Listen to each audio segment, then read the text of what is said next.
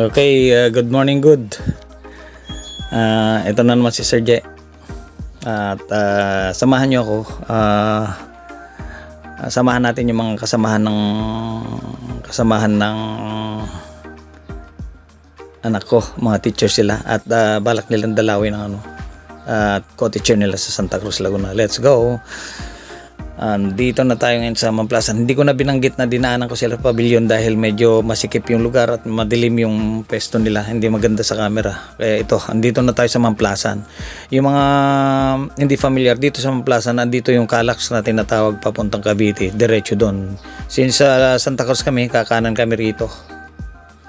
Papasok ng SLEX. Ito yung entry and exit ng Mamplasan. Yung mga hindi familiar ng papuntang Binyang, Laguna, Santa Rosa, pwede rito sa Mamplasan. Punta ka ng Cavite, Tagaytay, dito rin ang daan. Mamplasan, exit and entry.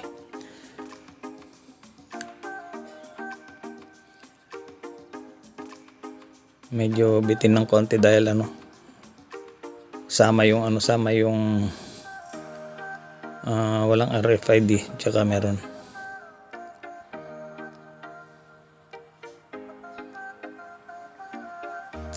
Siya nga pala, yung pagpunta natin ng Santa Cruz, yung mga hindi pa familiar ng papuntang Santa Cruz, Laguna, na from Binyang or from Manila, madadaanan dito yung mga bayan ng Calamba, Los Baños, Bae, Victoria, Pila, yun, Santa Cruz na. Okay, papasok na tayo ng SLEX. Puro widening ang ginagawa ng mga kaibigan natin DPWH ngayon. Salamat tayo sa mga taga DPWH dahil medyo sila, kahit marino, at hope time comes maluwag na at maganda na ang daan natin, both SLEX at saka NLEX, para smooth ang takbo natin. So ito na tayo ngayon sa SLEX. Kikita natin na daanan natin yung Santa Rosa, Cabuyao, then Calamba na.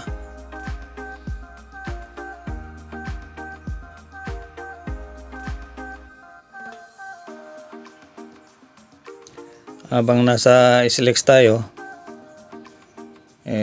muna tayo, yung bati-bati muna tayo. Yung mga subscribers ko lagi, shoutout sa inyo. Ito, kung napansin nyo, part na ng turbina. At kung nakikita nyo yung building na yan, yung Inspire Sports Gym, na kung saan yung mga Gilas players dito nagpa-practice. Part ng Calamba, Laguna ito, Inspire Sports Gym. Maganda ito, napakalaki at kompleto ng amenities to. Napakalaking building ginawa. Part din ng yan. Nasaran tayo. Ayos yan. Part ng NU, National University. Ngayon dadaanan natin yung paulit-ulit kong sinabi minsan doon sa ibang vlog ko. Ito yung bypass na tinatawag. Ang alam ko dito, pag-aari ng Ayala Corporation. Bypass ito, instead na dadaan ka ng Calamba, Real going to highway, ito na shortcut. Tinatawag dito bypass road. Ng highway to highway, parang kaliwa ka sa part ng ito nga, papuntang bypass. Ang labas natin dito ay yung tinatawag na Bukal, part ng Calamba. Ito, nag-cross tayo ng South Expressway. Kung napapansin nyo, parang akala mo probinsya yun, pero wala pa, hindi pa na-develop. So dito na tayo sa part ng Bukal, at kung saan nandito yung maraming resort, napakaraming resort.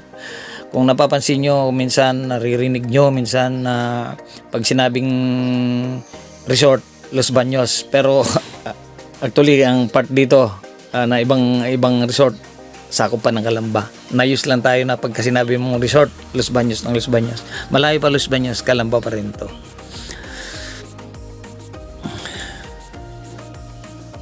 Okay, medyo na shortcut natin yung dahil mahaba yung biyahe natin.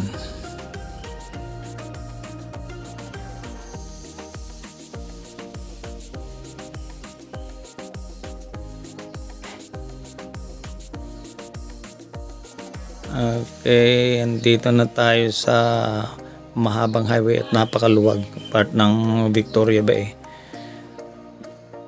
Kung mapapansin nyo, napakaluwag talaga yung kalsada hanggang Victoria Laguna. Ang Victoria Laguna naman yun yung famous sa mga itik, itlog na maalat. Ayun ang pinaka-product nila. Kung mapapansin nyo, ang luwag ng kalsada. Magsawa ka sa patakbo rito, less ang mga sasakyan, lalo na yung oras na ganito. Tanaw yung Makiling, tsaka mga tanawin dyan, napakaganda. Yan ang farm, talagang swerte mga lumalaki sa farm, diba? Yan. Kala mo mabilis, pero ano lang tayo, 80 lang takbo natin dyan. 70-80. Mahirap pagpatakbo ng mabilis. Ito na yung approaching Victoria tayo, Victoria Laguna.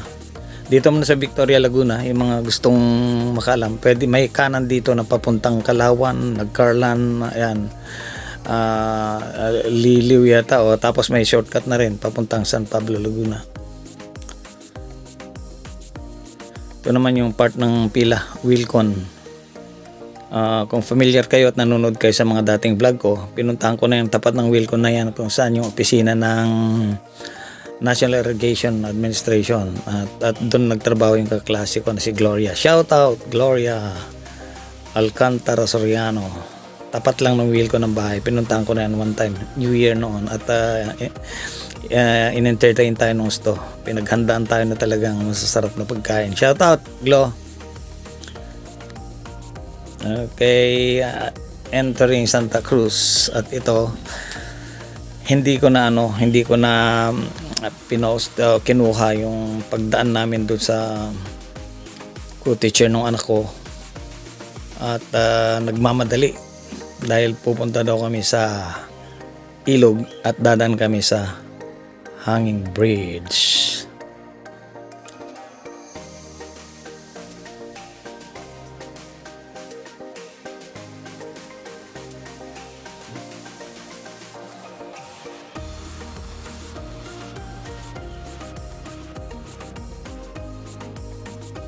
Maganda ang Santa Cruz, Laguna. Kung titignan mo parang kahuyan. Ito naman yung papunta sa ilog. Hindi lang masikip ang daan, napakasikip. Yung side mirror ko tumatama na sa mga halaman. Puro gas-gas na siguro, pero okay lang. Natin yan, part ng may sasakyan yan na magasgasan. Hanap ng parking. Ang pagkaalam ko dito, part ng barangay na Santa Cruz na San Juan yata to, pero titignan natin ulit mamaya kung anong barangay ito.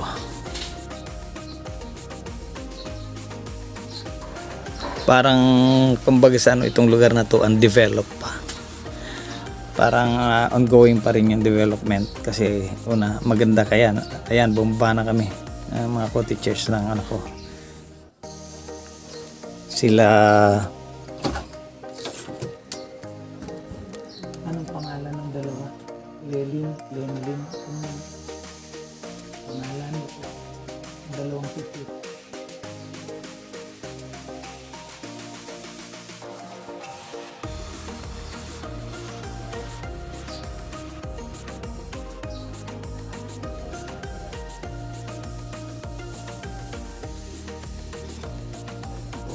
Lenilyn. Yung palang karga namin si Lenilyn at saka Arlen. Shoutout sa inyo, Lenilyn, Arlen. At saka syempre hindi na natin si Sally Sotomayor Calma.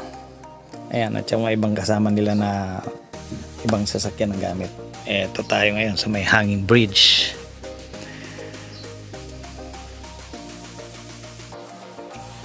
Ongoing yung yung construction. Yan si Sally. Hi Sally. Magpo-post pa yung bida natin ngayon dyan. Siyempre nasa tayo hanging bridge. Swing siya. Parang bakal lahat yan, kaya lang pagka pumunta ka na sa medyo malapit sa gitna, nag-swing siya. Talagang as in hanging talaga, hanging bridge. Feel mo talaga na hanging bridge siya. Post pa yung bida. Ayan, yung ilog. Napakalalim yan. Ibig sabihin malalim. Mula dyan sa hanging bridge. Extra pa si Mama. Ayos, si Ma'am Glory. Mga co-teachers.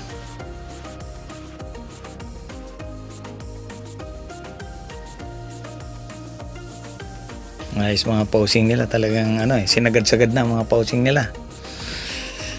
Ayan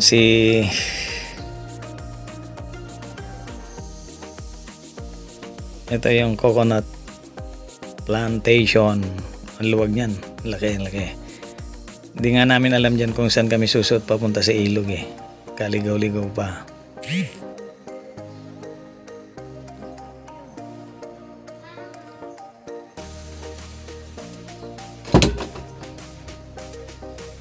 Yan, kinuhanan ko yung hanging bridge. Tsaka ito. Kala mo kabisado yung daan. Yung bida natin. Demo pa siya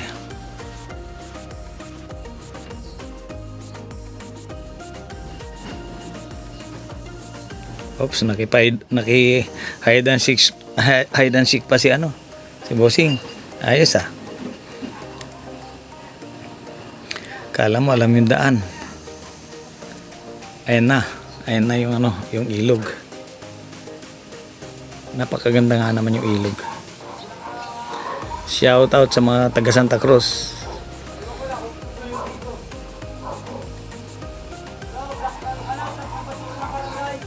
Ayan, may White Horse. Maraming kabayo, pero medyo malalayo na yung lugar nila. Crossing the river. Mababasa ka rin, kaya lang maraming bato na pwede mong apakan. Masarap ito pagka yung summer siguro, pwede kang mag-ipon ng maglagay ka ng bato-bato at harangin mo yung tubig para magkaroon ng ipon. May ipon ng tubig at makaligo ka na maayos. May dating kubo pala dito. Ayun, kung nakikita nyo may mga poste doon. Parang hot. Pinabayaan. Kaya nasira daw. Ito, masiklap dyan. Dadaan tayo sa masukal. Siyempre, unang-una yung bida. Lulusot dyan. Ayan Yung time na yan, medyo tayo. Exhausted na. Sobrang init. Medyo makati yung daanan. So ngayon iniksyan na natin. Going home na tayo. Dito kami sa exit ng Mamplasan.